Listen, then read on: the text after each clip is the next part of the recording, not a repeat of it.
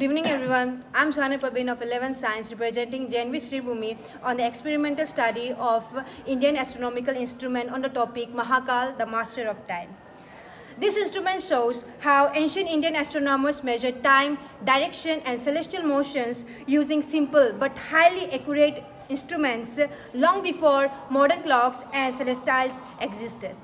This project is created by a team of 5 members: Tamjid Ahmed Khan, Poonam Roy, Nitai Devnath, Rupam Devnath, and myself, Sohana Parveen. Each instrument you see here is working or demonstrative based on experimental observation of the sun, which was central to traditional Indian astronomy. In Indian philosophy, Mahakal represents time itself, eternal, measurable, and cosmic. Ancient Indian scholars believe time is linked to the solar movement. Observation is more important than calculation. Nature is the biggest laboratory. This instrument shows how time was measured experimentally using shadows without electricity or digital devices. This is the Shankhu.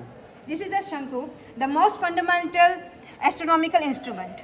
This is simply a vertical rod fixed on a flat surface. The shadow length and direction change with the sun's position.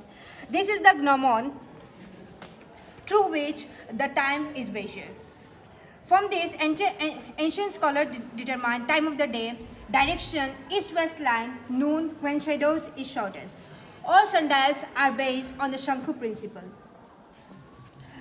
This is Manayantra. The Manayantra was used for angular measurements. It helped measure height of the sun, altitude of celestial objects. It was helpful in calendar making, seasonal prediction. This shows how geometry and astronomy were connected in the Indian knowledge system. This is the horizontal sundial and this is the gnomon placed over it. The latitude of our place is 24 degree 58 minute and the gnomon is tilted 24 degree 58 minute as per our latitude. And these are the hour alignment. The hour alignment are 15 degree because our earth rotates 15 degree per hour. This is the vertical sundial. The vertical sundial is mounted on a vertical surface like a wall, useful in temples and buildings. Indicates time through shadow movement on the wall. This reflects how astronomy was integrated into architecture. This is the equilateral sundial. The equilateral sundial is scientifically very important. Its dial is parallel to the Earth's equatorial plane. Our lines are equally spaced. Time measurement becomes simpler and more accurate. This instrument directly connects Earth's rotation with time. This is the polar sundial. The polar sundial aligns completely with Earth's axis. The gnomon is parallel to the Earth's rotates axis. This shows how ancient astronomers understood the celestial axis concept. This proves the advanced observation accuracy of Indian astronomy. And this is the analytical sundial. This is one of the most unique instruments. Hours markers are arranged in an ellipse. A person themselves becomes the gnomon. Position changes with months. It beautifully combines astronomy, mathematics, human interaction.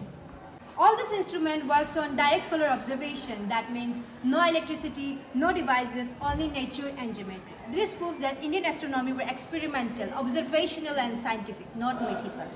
Through Mahakal, the master of time, we conclude that ancient Indian astronomers had deep scientific understanding. Time was measured with precision using natural phenomena. Indian knowledge system is practical, experimental and globally relevant.